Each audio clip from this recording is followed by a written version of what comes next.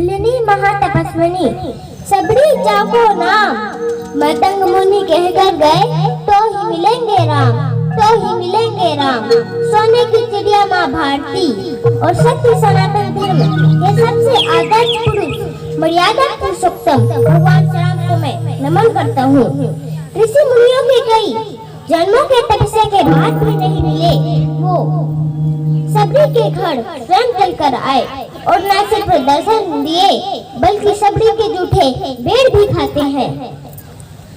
और बाबा तुलसीदास ने क्या खूब कहा है, प्रबल प्रेम के पाले पढ़कर, प्रबल प्रेम के पाले पढ़कर प्रभु का नियम बदलते देखा, अपना मान भले टल जाए भक्त का मान ना टलते देखा, भक्त का मान ना टलते देखा। खाओ नहीं तो कुछ भी नहीं, लग करो गुणगान, खाओ के भूखे है भगवान, खाओ के भूखे है भगवान।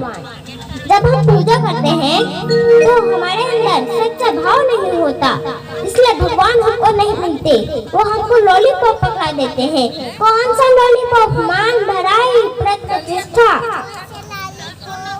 आपको पैसा दे देंगे, आपको धनवान बना देंगे, खूब ऐश्वर्य दे देंगे, प्रतिष्ठावान बना देंगे। आपको लगेगा बड़ी कृपा है भगवान की, आप तो संसार के धन दौलत में, मान बड़ाई में उलझ जाएंगे और भगवान बाजू से निकल जाएंगे। ना ना ना, तुम तो यहाँ उलझ गए। तो ये संसार का लॉलीपॉप है मान बड़ाई का, उसमें मत उलझ जाना, नहीं तो भगवान नहीं मिलेंगे।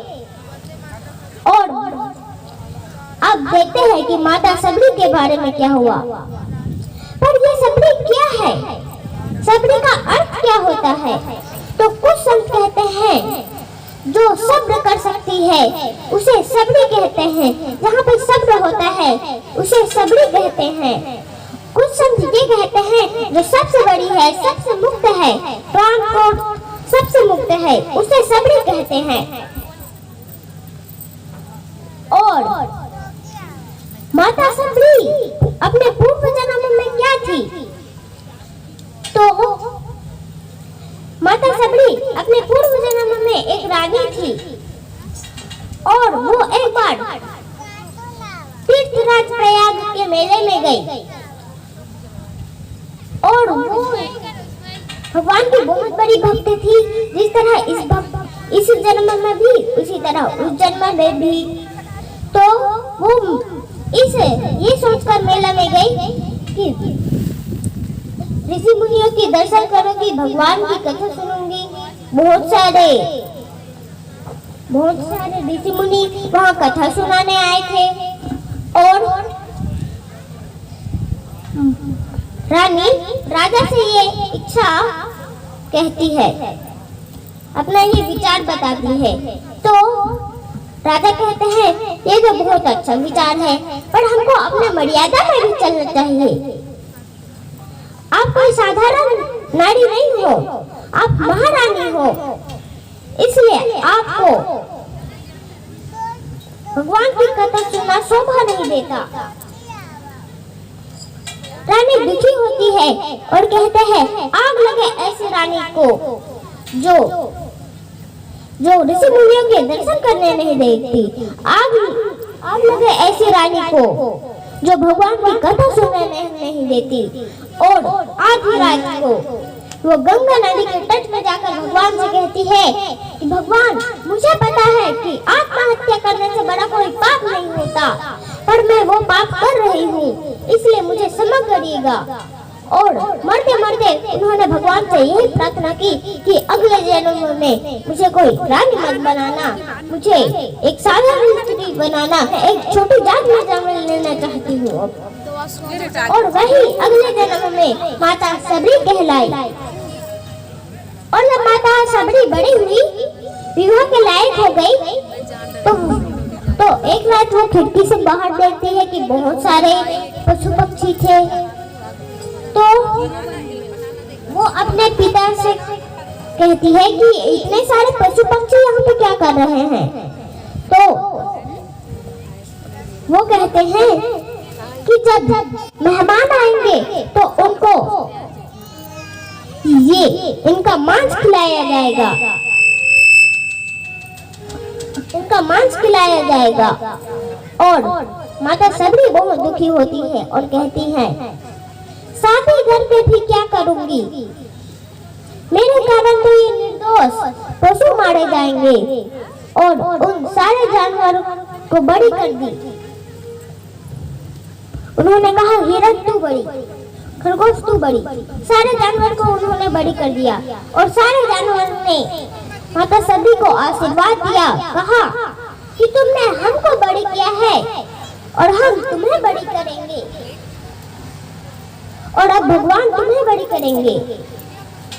और माता सबरी जंगल को चले गई। बहुत सारे ऋषि मुनियों के पास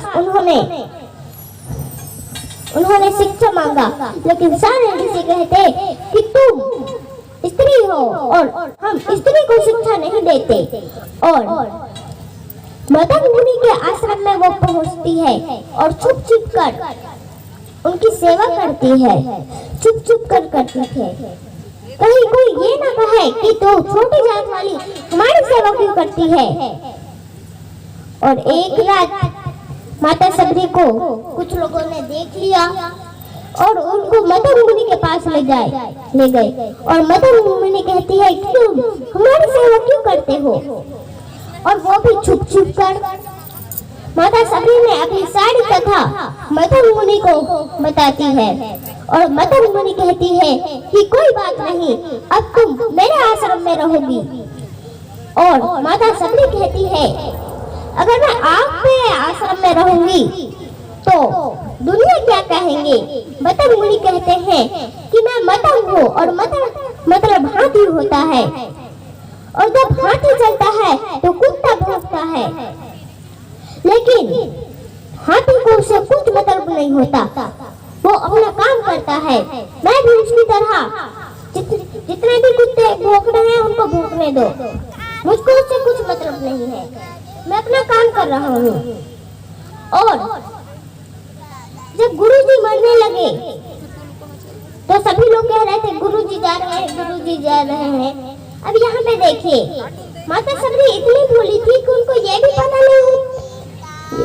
भी पता नहीं था कि मरना क्या होता है। माता सबरी आती है और कहती है, गुरुजी कहाँ जा रहे हो। मदन मुनि कहते हैं कि हम जा रहे हैं। माता सबरी कहती है, हमें भी साथ ले चलो, हमें भी साथ ले जाओ। गुरुजी कहते हैं कि बेटी अभी तू मत जा, मैं भी जा रहा हूँ, तू मत जा। माता सबरी कहती है, आप वापस कब आओगे गुरुजी। मदन मुनि कहते हैं कि मैं वहां जा रहा हूँ जहाँ से कोई वापस नहीं आता। और माता सबरी कहती है कि गुरुजी अगर आप चले गए तो मुझे राम कथा कौन सुनाएगा। तो गुरुजी कहते हैं कि अब तुझे राम कथा सुनने की जरूरत नहीं है, वो राम स्वयं तुम्हारे पास आएगा, वो राम एक दिन तुम्हारे पास जरूर आएगा। देखिए यहाँ पे माता सबरी ने ये नहीं कहा कि कब, जब भी हम किसी को काम करने के लिए कहेंगे तो वो बोलेगा क्यों, क्योंकि उनको उस काम को सच्चे मन से उस काम को करना नहीं होता। लेकिन यहाँ पे माता सबरी ने ये नहीं कहा, उन्होंने ये कहा कि गुरुजी अगर आएंगे तो पहचानूंगी कैसे। मदन मुनि कहते हैं कि ये 5 लक्षण मैं तुम्हें बता रहा हूँ, अगर ये 5 लक्षण तुम्हें मिल गए तो समझ जाना कि यही राम है। सिर में जटा होगी, गले में वनमाला होगी, और 2 भाई होंगे। सिर में जटा होगी, गले में तुलसी माला, गले में वनमाला होगी, 2 भाई होंगे, दोनों के हाथ में धनुष और बाण होगा, एक गोरा होगा, एक सांवला होगा, और जिसको देखते ही तुम्हारे आंखों में आंसू भर आए, जल भर आए, समझ जाना वही तुम्हारा मंजिल है, वही राम है। और फिर माता सबरी रोज रास्ता साफ करती, जंगल साफ कर देती और वहाँ फूल बिछाती। एक ने पूछा कि माता सबरी आप पूरे जंगल में झाड़ू क्यों लगाते हो? माता सबरी कहती है कि मेरा राम कब आ जाए, कहां से आ जाए, कोई नहीं जानता। अगर ऐसा हो कि जिस तरफ मैं झाड़ू ही नहीं लगाऊं उस तरफ से राम आ जाए, उनके पैरों में कोई कांटा ना चुभे, कोई कंकड़ ना चुभे, कोई पत्थर ना लग जाए, इसलिए पूरी गंगा साफ कर देती, पूरी जंगल साफ कर देती है। सेवा नहीं छोड़ी माता सबरी ने, और हमें भी क्या नहीं छोड़ना चाहिए? सेवा। और वो क्या, और एक ने कहा कि अगर राम जी आएंगे तो क्या करोगी? माता सबरी ने कहा, राम जी आएंगे हम जंगल में जाएंगे, जंगल में जाके मीठे मीठे बेर लाएंगे और मीठे और बेरों का भोग अपने राम को लगाएंगे। और माता सबरी कहती हैं कि अब राम जी तो आ जाएंगे पर बैठेंगे किसमें? तो उनके लिए आसन बनाती है। अब कहती है आएंगे तो खाएंगे क्या, बैठेंगे तो खाएंगे क्या? तो उनके लिए बेर ले आती है। फिर वो कहती है खाएंगे तो खट्टे ना हो, और इसलिए वो चक चक के देखती और जो मीठे होती उसको रख देती और जो मीठे नहीं होते उसको फेंकती जाती। और एक दिन राम और लक्ष्मण वहां पे आ गए। माता सबरी को 2 राजकुमार दिखाई दिए।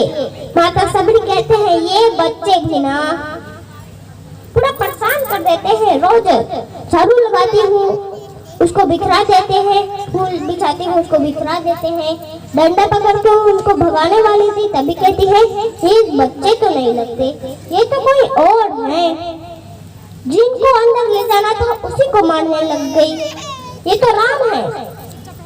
क्योंकि उनके वो इसलिए पहचान गई क्योंकि उनके गुरु ने लक्षण बताए थे। गले में जटा थी, 2 भाई थे, वनमाला था,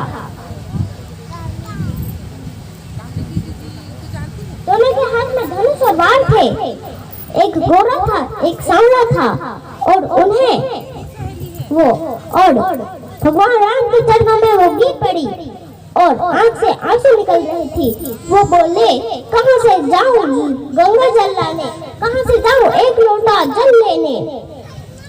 आंखों से आंसू बह रहा था और आंसू से और भगवान राम के माता सबरी भगवान राम के पैर पहुंच रही थी और उनको वो आश्रम में ले गई। और फिर उनके बीच में क्या संवाद हुआ उसे हम एक भजन के बाद